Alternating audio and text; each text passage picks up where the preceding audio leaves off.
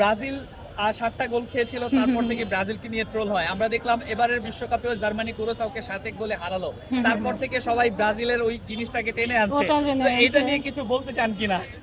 এখন এটা নিয়ে আর কি বলবো, তাই না? এটা তো ঘটনাটা ছিল যে জার্মানির সাথে, তো তখন যে কোনো কারণে হোক 7 গোল মানে ব্রাজিলের জালে ঢুকছে, কিন্তু ব্রাজিল তো 5বারের বিশ্ব চ্যাম্পিয়ন, এটাও তো দেখতে হবে।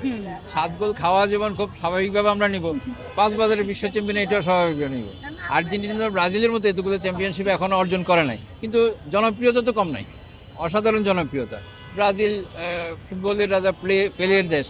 আর্জেন্টিনা ম্যারাডোনার মতো একজন খেলোয়াড়কে আমরা পাইছি এই ইয়েতে, ফুটবল বিশ্বে।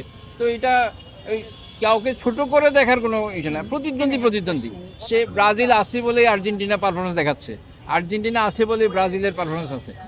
এখন যদি এই বিশ্বকাপে ব্রাজিল না থাকতো, আমার তো মনে হয় ফুটবলের আকর্ষণটা একটু কম থাকতো।